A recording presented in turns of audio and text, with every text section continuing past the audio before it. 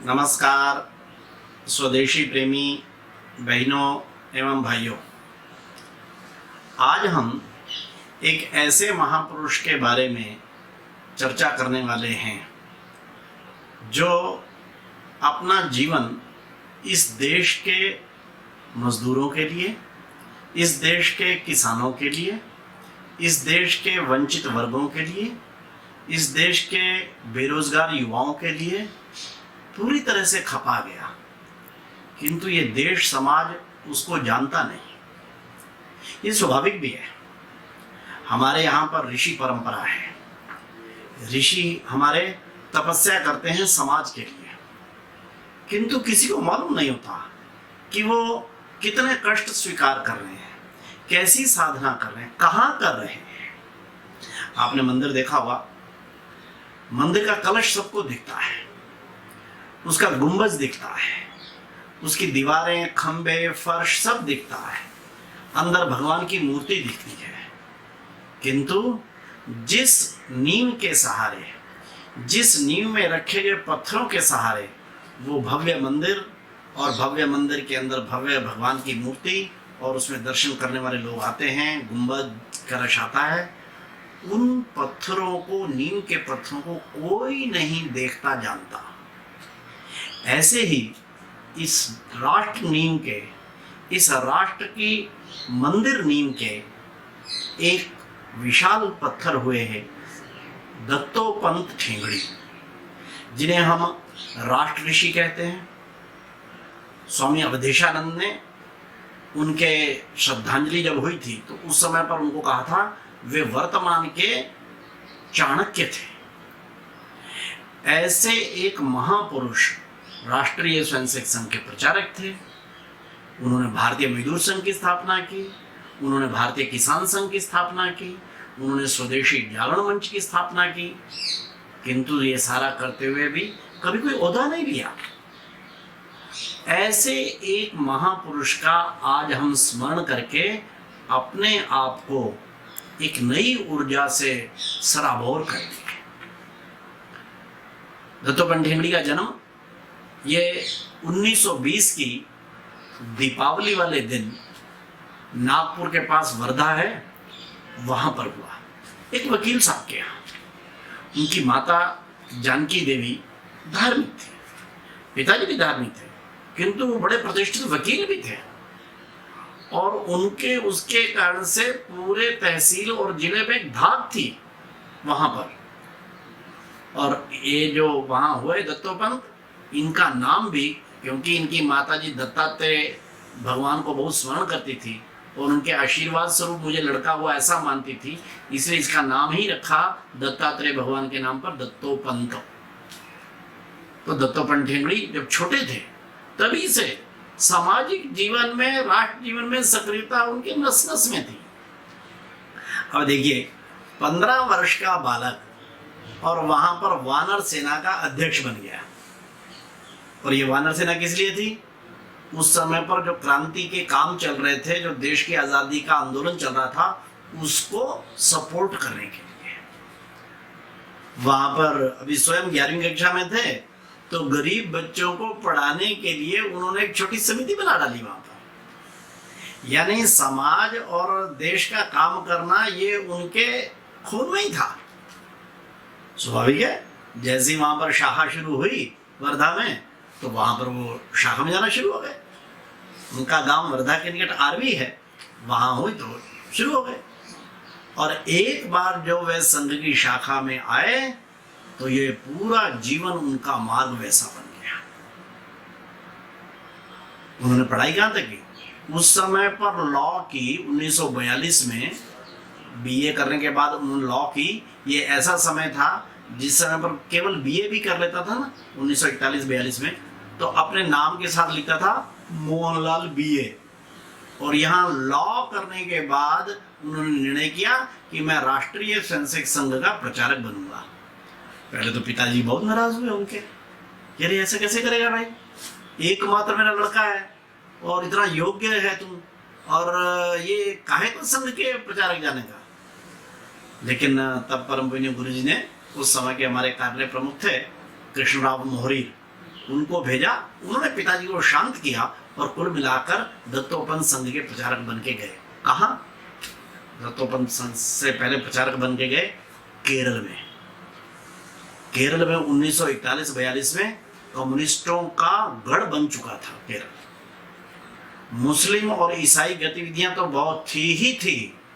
हिंदू समाज में छुआछूत इस कदर अधिक थी कि उससे लगभग 50 वर्ष पहले जब स्वामी विवेकानंद एक बार वहां गए थे तो उन्होंने कहा था ये केरल तो भारत का सामाजिक पागल खाना है, यहाँ कैसे लोग हैं। छुआछूत के नाम पर जो अधिकतम हो सकता था वो वहां होता था। ऐसे एक सबसे कठिन चुनौती वाले क्षेत्र में दत्तोपंत जी को भेजा गया। उसका एक कारण और भी था कि दत्तोपंत जी अंग्रेजी बोलने में बहुत सिद्धहस्त थे। तो गुरुजी ने सोचा कि वहां पर मलयाली क्षेत्र है, वहां पर तो कोई अंग्रेजी के अलावा दूसरा वो जानेगा नहीं, तो इसलिए उनको वहां भेजा। 2.5-3 वर्ष वहां पर रहे। आज उस केरल में भारत में राष्ट्रीय स्वयंसेवक संघ की सबसे अधिक शाखाएं हैं, 5000 से कुछ अधिक शाखाएं होंगी वहां पर। बाकी भी भारतीय मजदूर संघ, किसान संघ, स्वदेशी का बड़ा काम है वहां पर। उसकी नींव रखने वाले, उसका बीज रोपण करने वाले हमारे श्रद्धेय दत्तोपंत ठेंगड़ी थे युवावस्था में। उसके बाद वो 2.5-3 साल के लिए उनको भेजा गया दूसरे छोर पर बंगाल।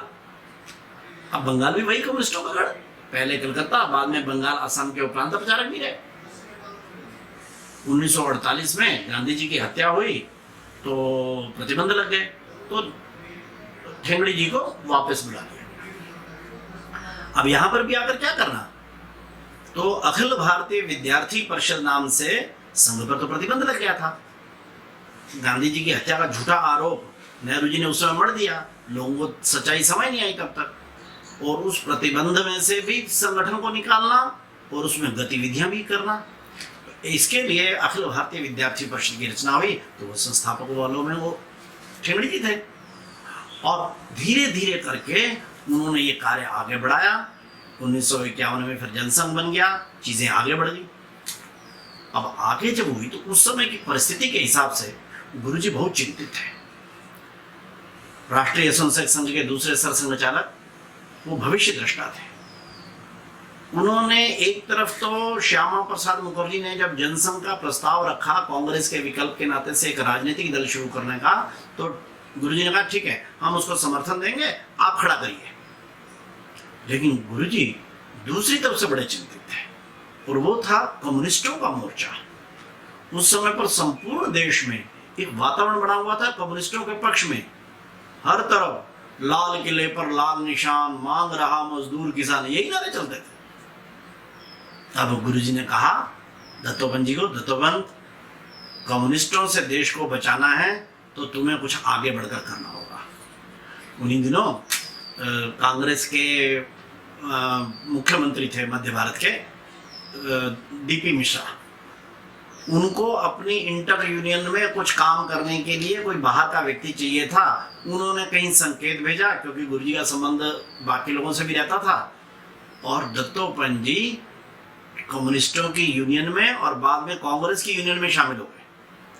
अब आप देखिए, राष्ट्रीय स्वयंसेवक संघ का प्रचारक है और कम्युनिस्टों की यूनियन में और बाद में कांग्रेस की यूनियन में सक्रिय होता है। इससे ध्यान में आता है कि गुरुजी का, ठेंगड़ी जी का व्यक्तित्व कैसा विराट है, साहसी है। और 2-2.5 साल, लगभग 3 साल इन दोनों यूनियनों में काम करने के बाद ठेंगड़ी ने संगठन को सूचित किया कि मैं अब तैयार हूं, अपना संगठन बनाएंगे। और 23 जुलाई 1955 को भोपाल में उन्होंने भारतीय मजदूर संघ की स्थापना की। अब यहाँ एक और भी मैं उनके बारे में बताता हूँ कि दत्तोपंत जी संस्थापक थे, मजदूर संघ शुरू कर रहे थे, संघ के वरिष्ठ प्रचारक थे, जैसा भी चाहे निर्णय कर सकते थे। और जब वे नागपुर से चले थे उस समय पर आपसी चर्चा करके संगठन का नाम तय किया था भारतीय श्रमिक संघ। उसके कुछ कागज वगैरह भी तैयार कर लिए थे। किंतु जब वहां पर भोपाल पहुंचे और बैठक शुरू हुई तो पंजाब सहित अनेक स्थानों के कुछ जो कार्यकर्ता आए थे उन्होंने कहा कि ये श्रमिक शब्द जो है हमारे पंजाब के लोगों से ठीक से बोला नहीं जाता, इसलिए संगठन का नाम भारतीय मजदूर संघ रखो। टेंगड़ी ने पतन किया कि श्रमिक संघ पर मान्यता बन जाए, क्योंकि सोच कर आए थे, परामर्श करके आए थे संगठन से। किंतु वहां पर जो रचना करने वाले लोग थे उनका सबका मत ये देखा तो ठेंगड़ी जी ने अपना शुरू करने वाला संगठन का नाम भी अपने चॉइस वाला नहीं रखा और उन्होंने उसका नाम भारतीय श्रमिक संघ की बजाय भारतीय मजदूर संघ ही स्वीकार कर लिया। और आगे की यात्रा तो मानो दत्तोपंत जीवन और भारतीय मजदूर संघ ये एक हो गए। एडोल्फ हिटलर जो द्वितीय विश्व युद्ध का नायक या खलनायक जो भी आप हैं, जर्मनी का वो प्रमुख था, उसने अपनी पुस्तक लिखी है माइन काम्फ। उस माइन काम्फ में हिटलर एक जगह लिखते हैं कि एक ही व्यक्ति में 3 प्रकार के गुण हो जाएं, फिलॉसफर, नेतृत्वकर्ता और संगठनकर्ता, तो यह इतिहास की कोई अनोखी ही घटना हो सकती है, दुर्लभ ही घटना हो सकती है। हाँ, हम सब लोग राष्ट्रवादी सोच के लोग कह सकते हैं इतिहास की ये दुर्लभ घटना हुई है। उस इतिहास की दुर्लभ घटना का नाम है दत्तोपंत ठेंगड़ी। उन्होंने देश को पंडित दीनदयाल उपाध्याय के एकात्म मानव दर्शन की सरल व्याख्या दी। पूंजीवाद और साम्यवाद के विकल्प के रूप में तीसरा विकल्प, थर्ड वे, उनका फिलॉसफी है उनकी। 38 पुस्तकें तो उन्होंने स्वयं से लिखी, उनके ऊपर उनके जो भाषण वगैरह हुए उसके ऊपर मिलाकर 200 से अधिक पुस्तकें हमारी वेबसाइट पर उपलब्ध हैं। यानी कितना दर्शन, कितना चिंतन, कितना मनन 34 देशों में दौरा कर रहे थे, लेकिन नेतृत्व और संगठन भी वैसा कर रहे थे। आज भारतीय मजदूर संघ, भारतीय किसान संघ, स्वदेशी जागरण मंच भारत के अपने अपने क्षेत्र के सबसे बड़े संगठन है। कैसा वो संगठन अनुभवी आदमी था, एक बार जिसको तय कर ले तो उसको ले ही आते थे और वन वे ट्रैफिक रखते थे। और किस किस को लेकर आए आप ये देखिए कि स्वदेशी जागरण मंच के संस्थापन का जब विषय था तो उनको योग्य व्यक्ति कौन मिला? नागपुर विश्वविद्यालय के उस समय के vice chancellor professor MG Bokre. अब ये professor MG Bokre vice chancellor कौन थे? कम्युनिस्ट पार्टी के कार्ड होल्डर। संघ को और दत्तोपंत जी को व्यक्तिगत नाम देकर गाली देते थे, ये निक्कर वाले, ये दत्तोपंत ठेंगड़ी वगैरह, ये क्या फिलॉसफी जानते हैं, ये क्या करेंगे। किंतु दत्तोपंत जी ऐसे एक विरोधी व्यक्तित्व को भी बातचीत करके ना केवल अनुकूल लाए बल्कि उनसे हिंदू इकोनॉमिक्स ग्रंथ लिखने को उनको प्रेरित किया। बड़ा ग्रंथ लिखा गया उनके द्वारा, हिंदू इकोनॉमिक्स। इतना ही नहीं, एक अपने से विरोधी विचारधारा के व्यक्तित्व को अपने विनम्र व्यवहार के द्वारा इतना निकल लाए कि स्वदेशी जागरण मंच का प्रथम संयोजक ही उनको बना दिया। ऐसे कुशल संगठन, आज मजदूर संघ, किसान संघ, इतने बड़े बड़े संगठन उसी महापुरुष ने खड़े किए हुए। तो संगठन करता जबरदस्त। और नेतृत्व करने वाले, नेतृत्व की क्षमता तो हम जानते हैं। भंडारा के डॉक्टर भीमराव अंबेडकर का जो लोकसभा का चुनाव हुआ उसके चुनाव एजेंट वो थे, लोगों को मालूम नहीं। और नेतृत्व करना पड़े तो कैसा करते थे लोग, उनको सोचते थे तो प्रचारक आदमी है। एक बार मध्य प्रदेश में एक खदान में काम चल रहा था। कुछ सरकार की तरफ से जो खदानों में कुछ मजदूरों के लिए जो वेजेस वगैरह थे उसमें फर्क था, तो मजदूर क्रमिक हड़ताल कर रहे थे। अब होता यह था कि दिन में वो काम करते थे, शाम को हड़ताल करके वहां नारेबाजी होती थी। अब उसमें वहां पर कम्युनिस्टों की भी यूनियन थी, हमारी भी यूनियन थी, यानी मजदूर संघ की।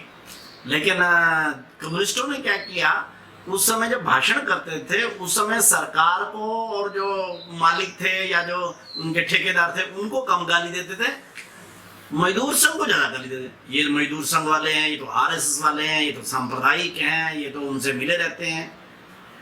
मजदूर संघ के लोग उनको बार बार समझाते थे, अरे भाई ऐसा नहीं है, हम तो मजदूरों के हित की बात करते हैं, वो हमारे को सरकार के खिलाफ बोलना चाहिए। पर कम्युनिस्टों की जैसी आदत। कुछ दिन बाद ठेंगड़ी जी वहाँ पहुंचे, कार्यकर्ताओं ने सारा विषय बताया।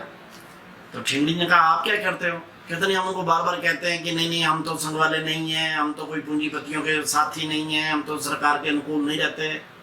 अरे उन्होंने कहा, अरे ये कम्युनिस्ट हैं, ये कम्युनिस्ट वाले होते हैं, ये ऐसे मानने वाले हैं क्या?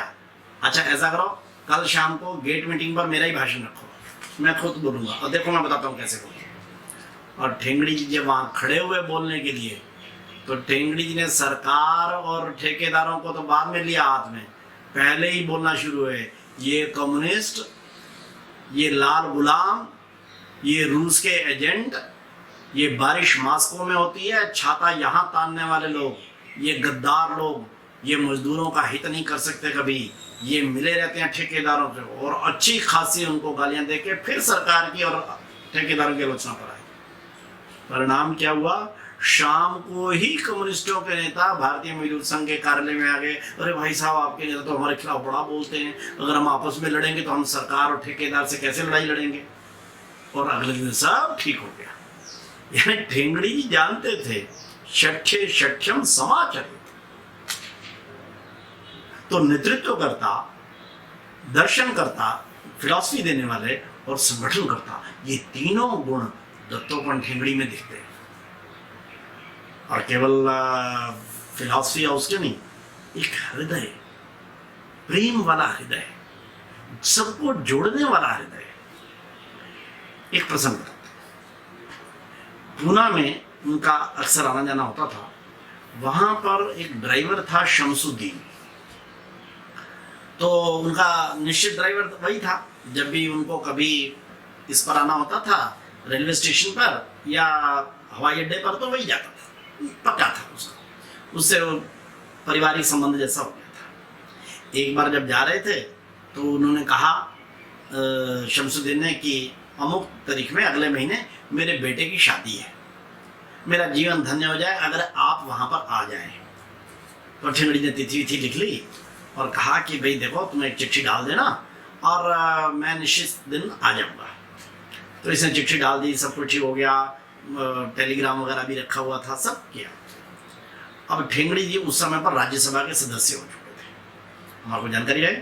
1974 से 1964 से 1976 ठेंगड़ी जी मजदूरों की समस्याएं ठीक से उठा सके, इसलिए संगठन की योजना से प्रचारक होते हुए भी उनको जबरदस्ती वहां पर राज्यसभा में दिया गया 2 बार से।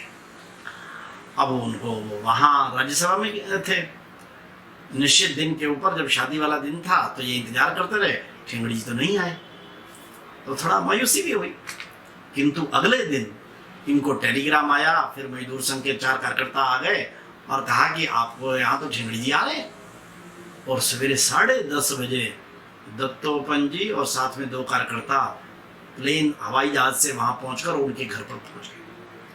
सारा परिवार, बाकी सब कार्यकर्ता आह्लादित हो गए, खुश हो गए। बाद में उन्होंने पूछा कारण, तो उन्होंने बताया कि कल मैंने आना था, किंतु राज्यसभा में एक ऐसा बिल पेश करना था जो मुझे ही करना पड़ गया, और पहले की चर्चा क्योंकि देरी से हो गई, इसलिए कल मुझे जहाज पकड़ना भी संभव नहीं हुआ। लेकिन मेरे से तेरे से वायदा किया था, इसलिए आज केवल मैं 2 घंटे के लिए आया हूँ, और आज शाम की ट्रेन से मैं वापस जा रहा हूँ, क्योंकि परसों सवेरे मुझे फिर से वहां पर प्रस्ताव रखा। एक ड्राइवर के लिए, जो कि उनका कोई बहुत बड़ा कार्यकर्ता भी नहीं था, लेकिन उसकी खुशी के लिए, उसके परिवार की खुशी के लिए दत्तोपंत जी राज्यसभा की कार्रवाई बीच में छोड़कर जहाज पकड़कर आते हैं, 2 घंटे केवल उसके साथ मिलते हैं और ट्रेन पकड़कर फिर वापस चले जाते हैं। ये सामान्य आदमी कर सकता। जिसके हृदय में ड्राइवर, मोची, नाई, इन लोगों के प्रति अथाह स्नेह रहता है, वही ऐसे निर्णय कर सकते हैं। और केवल वही नहीं किया, उनका बशीर नाई था, उनके ऊपर था। जीवन में सादगी कैसी, आप कल्पना कर सकते हैं। आज भी भारतीय मजदूर संघ के कार्यालय में अपनी गाड़ी नहीं है, क्यों नहीं है? मजदूर संघ तो भारत का सबसे बड़ा मजदूर संगठन है, लाखों रुपए करोड़ों रुपए भी होंगे। मैंने उनके अध्यक्ष से पूछा, उन्होंने कहा कि दत्तोपंत जी ने जीवन भर गाड़ी नहीं रखी। वो कहते थे कि मेरे सामान्य मजदूर के पास जब तक गाड़ी नहीं हो जाती तब तक मैं गाड़ी में कैसे बैठूं, और इसलिए उन्होंने जिंदगी भर अपने लिए कोई कार नहीं रखी। कार छोड़ दीजिए, उन दिनों में एसी चल गए थे। दत्तोपंत जी को डॉक्टर ने सलाह भी दी, उन्होंने कहा कि मेरा मजदूर, मेरा किसान, मेरा वंचित वर्ग का व्यक्ति ये घर में एसी लायक स्थिति में नहीं है, इसलिए मैं भी अपने यहाँ पर एसी नहीं लगाऊंगा। जब 2003-4 में बहुत बीमार हुआ तो अंत तो एक कूलर के लिए उन्होंने केवल हाँ भरी। और साउथ एवेन्यू में जो उनका निवास था उनमें ठेंगड़ी जी कम रहते थे, मजदूर किसान आए गए कार्यकर्ता ज्यादा भरे रहते थे। और ठेंगड़ी जी कभी परेशान नहीं हुए कि अरे मेरे कमरे आए आके सो जाते हो ना। एक विशाल हृदय वाले दत्तोपंत ठेंगड़ी। और फिर उन्होंने 1979 में भारतीय किसान संघ की स्थापना की। कम्युनिस्ट तो किसानों को बुजुर्ग मानते, लेकिन दत्तोपंत ठेंगड़ी का नहीं, भारत का किसान भारत का राष्ट्र निर्माता भी है। और देखिए मूल विचार कैसा है कि दत्तोपंत ठेंगड़ी जी ने किसान संघ के लिए जो पुस्तकें लिखी, किसानों की समस्याओं के बारे में, किसानों के दृष्टिकोण के बारे में, किसानों के प्रति सरकार का जो दृष्टिकोण होना चाहिए उसके बारे में, उस पुस्तक का नाम रखा उन्होंने ध्येय पथ पर किसान। सारी पुस्तकें पढ़ने के बाद मैं सोच में पड़ गया कि कैसे व्यक्ति हैं, किसानों की मांगों क्या है ये नाम नहीं रखा, गरीब किसान ये नाम नहीं रखा, किसान को उसकी फसल का उचित मूल्य मिले, उसकी आय वृद्धि हो, इसके लिए जिंदगी भर लड़ते रहे वो। लेकिन किसान को क्या कहा? किसान को कहा ध्येय पथ पर चलना। ध्येय पथ क्या? हमारे को इस भारत को परम वैभव तक लेके जाना है। यानी उन किसानों को भी देशभक्ति का, ध्येयवादिता का मार्ग बता रहे हैं। भारतीय मजदूर संघ से पहले कम्युनिस्टों का नारा चलता था, चाहे जो मजबूरी हो हमारी मांगे पूरी हो। ठेंगड़ी जी ने क्या नारा दिया? ठेंगड़ी जी ने कहा देश के हित में करेंगे काम, काम के लेंगे पूरे दाम। अब ये देखिए सोच का अंतर कैसा है। और यहाँ एक और छोटा प्रसंग भी बता दूं। ठेंगड़ी जी ने पहले ये नारा गढ़ा था, काम के लेंगे पूरे दाम, देश के हित में करेंगे काम। गुरु जी को बताया कि कम्युनिस्टों के चाहे जो मजबूरी हो हमारे मांगे पूरी हो के मुकाबले में हमारा तो ये दृष्टिकोण है। अब गुरु जी तो गुरु जी थे, उन्होंने ठेंगड़ी जी को भी बनाया था।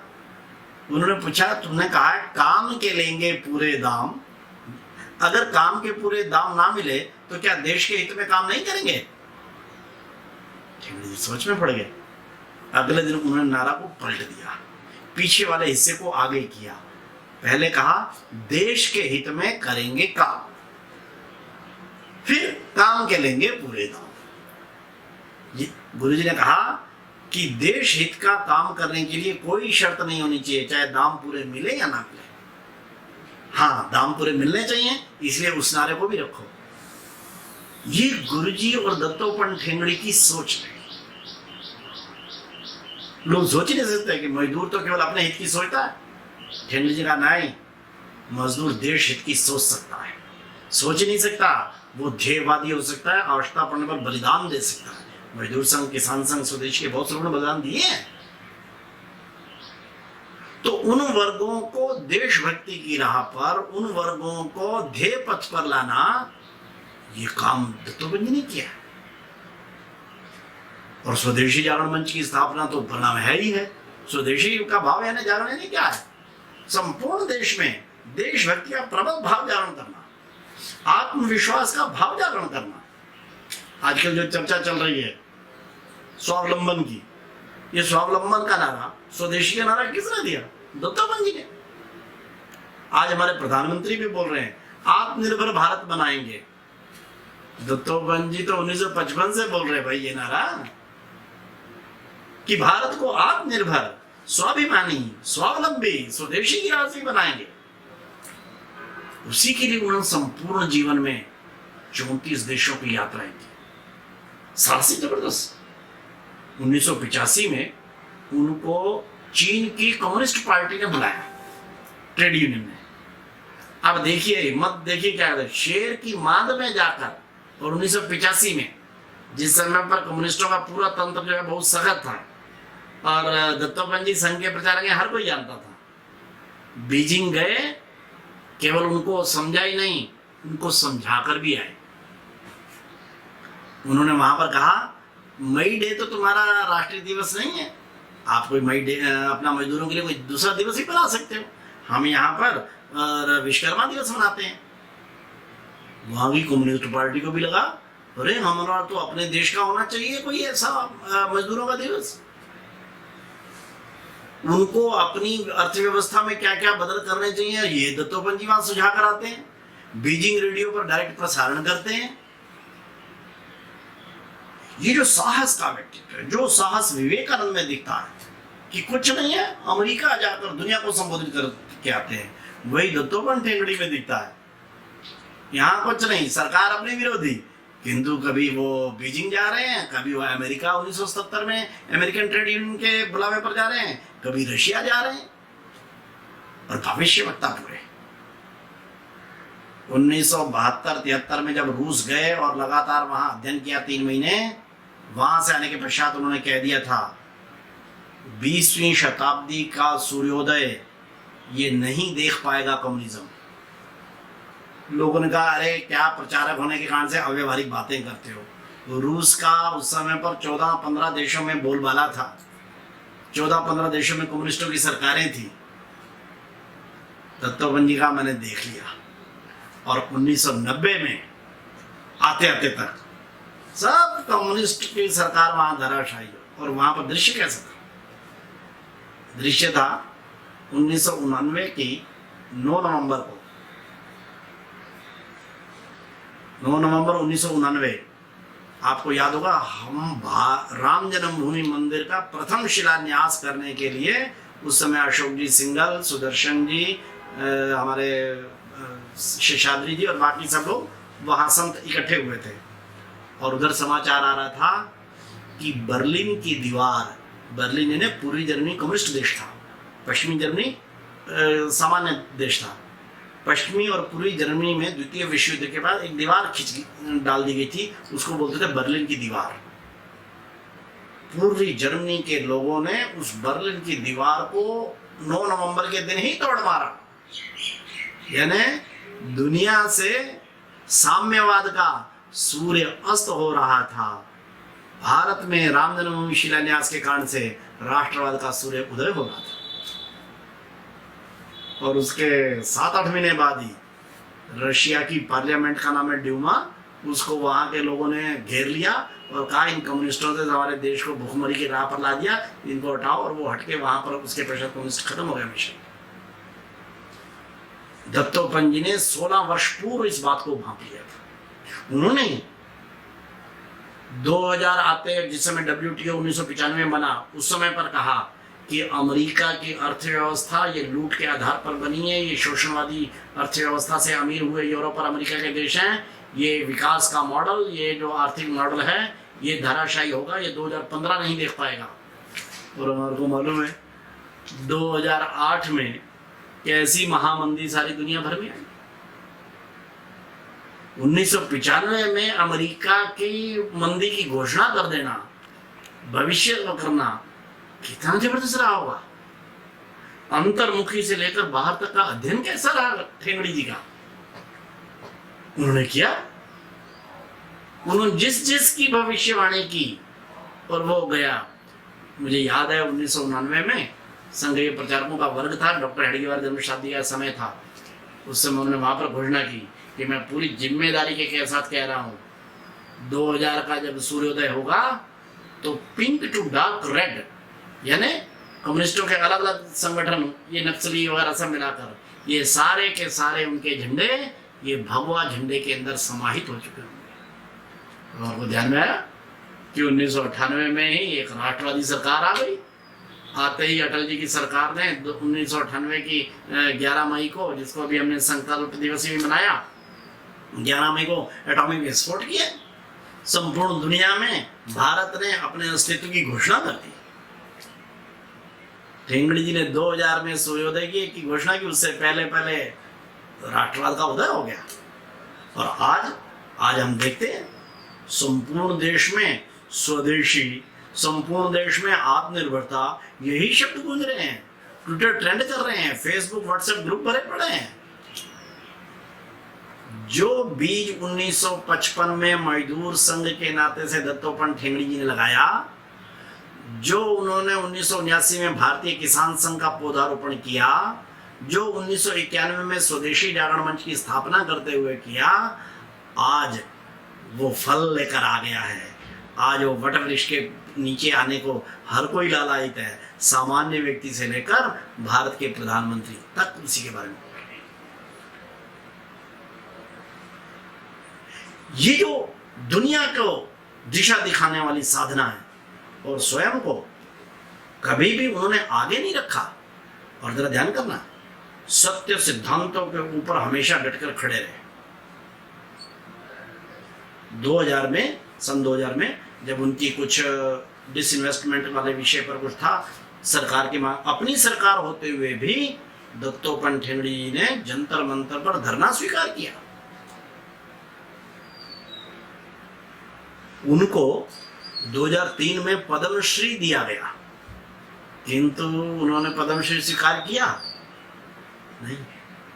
उन्होंने कहा कि जब तक डॉक्टर हेडगेवार और गुरुजी को और भारत रत्न नहीं मिल जाता, मैं उनका एक प्रचारक, मेरे इस को पद्मश्री को प्राप्त करने का क्या कारण है, तो स्वीकार कर दिया उन्होंने। यह दिखने क्या आता है, गांधी जी 1947 की 15 अगस्त के दिन नोआखाली में थे। वहां दंगे हो रहे थे, लोग परेशान थे। गांधी जी ने ये नहीं देखा कि आज तो स्वतंत्रता का दिन है, वो जो परेशान लोग थे उनके बीच में थे। हम भी देखते हैं दत्तोपंत जी शासन में अपने लोग भले आ गए हों, लेकिन दत्तोपंत जी जरूरत पड़ने पर जंतर मंतर पे धरने पर बैठते थे, रैलियां निकालते थे, प्रदर्शन करते थे। दत्तोपंत जी ने ये नहीं कहा कि मेरे लोग तो वहां आ गए तो इसलिए अब तो मुझे गाड़ी पद ये वो, ना, वो तो ठुकरा रहे थे उन चीजों को। ये सामान्य व्यक्ति नहीं कर सकता।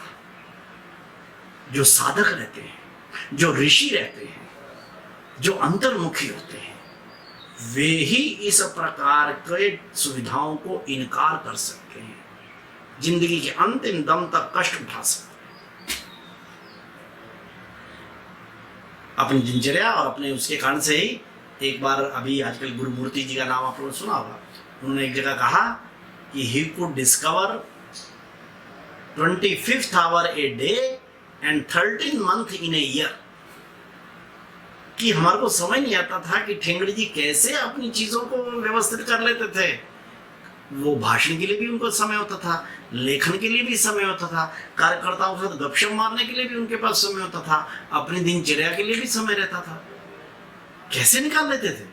लेकिन थे ऐसे एक महापुरुष ने, जिसके विचार आज सारे देश नहीं सारी दुनिया में अपलावित हो रहा है।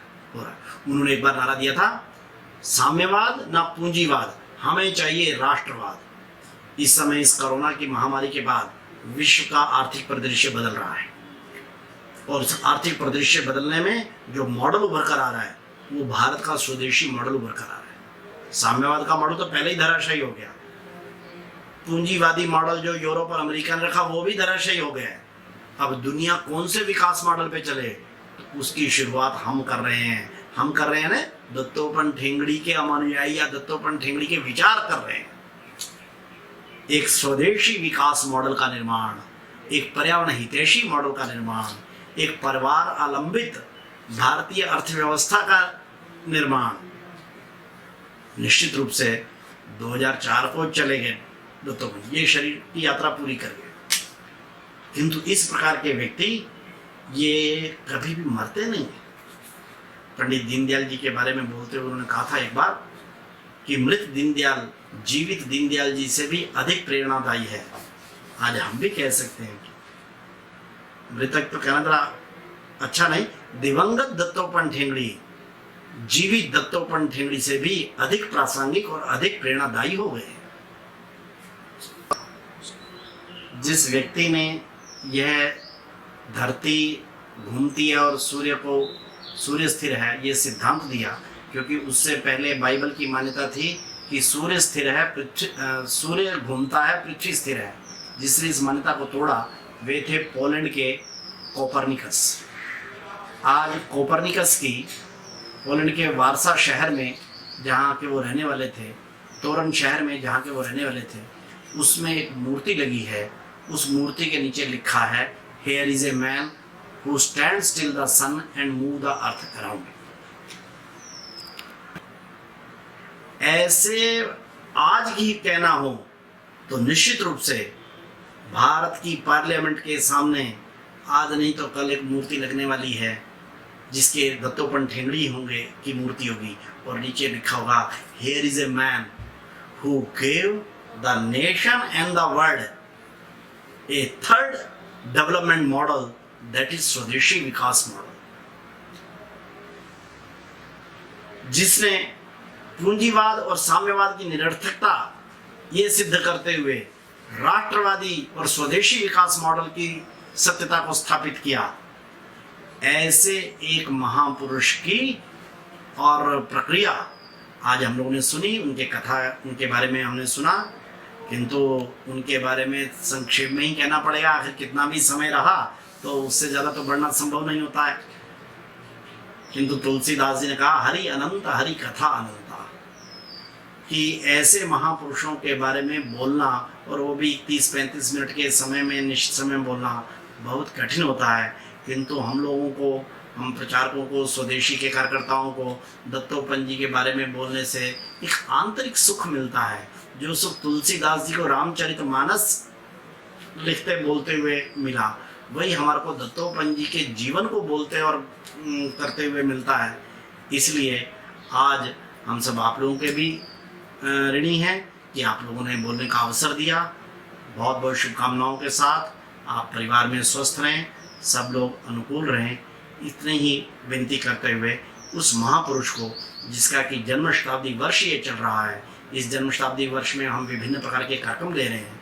इस जन्म शताब्दी वर्ष में हमने उस महापुरुष को स्मरण किया और आप लोगों ने इसके लिए मुझे मौका दिया, इसलिए आप सब लोगों का भी बहुत बहुत धन्यवाद करते हुए मैं अपनी बात पूरी करता हूँ। ओम भारत माता की जय।